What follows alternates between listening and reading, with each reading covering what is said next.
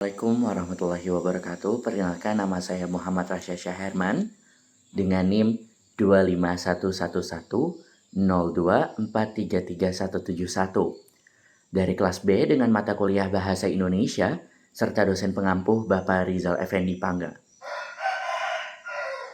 Berdasarkan hasil buku yang saya baca seperti Linguistik Umum, Ragam Bahasa Indonesia dan buku Ajar Bahasa Indonesia, dapat disimpulkan bahwasannya ragam bahasa adalah suatu kesatuan dari istilah variasi yang terbagi menjadi 4, yaitu dari segi penutur, fungsi, situasi, dan sarana.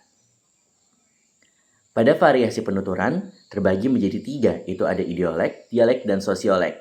Idiolek adalah variasi atau ragam bahasa yang bersifat perorangan. Dialek adalah variasi bahasa yang digunakan oleh sekelompok anggota masyarakat pada suatu tempat atau suatu waktu. Nah, di versi dialek ini ada yang namanya dialek regional atau dialek geografi yang biasanya lazim pada suatu tempat.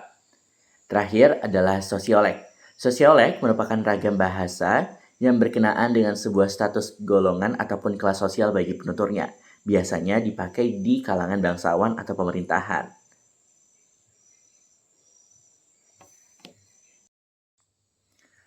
Kemudian, ada istilah ragam bahasa situasi.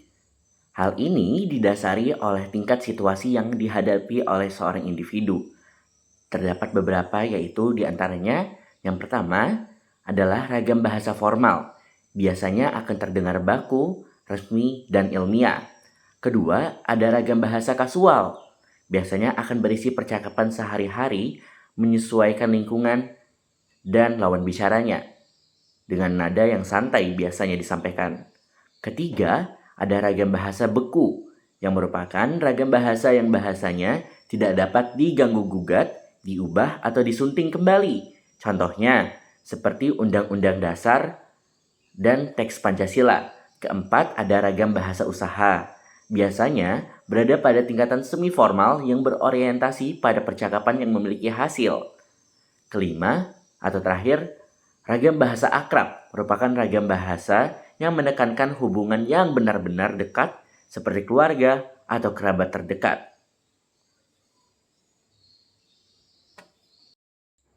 Selanjutnya adalah ragam bahasa berdasarkan fungsi.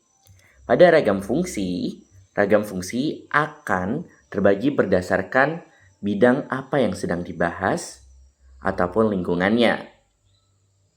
Nah, contohnya seperti 1, ragam ilmiah untuk hal-hal berupa karya ilmiah ataupun lingkungan pendidikan. Kedua, jurnalistik untuk hal yang berupa tulisan pada koran maupun informasi terkini yang dimuat pada berita.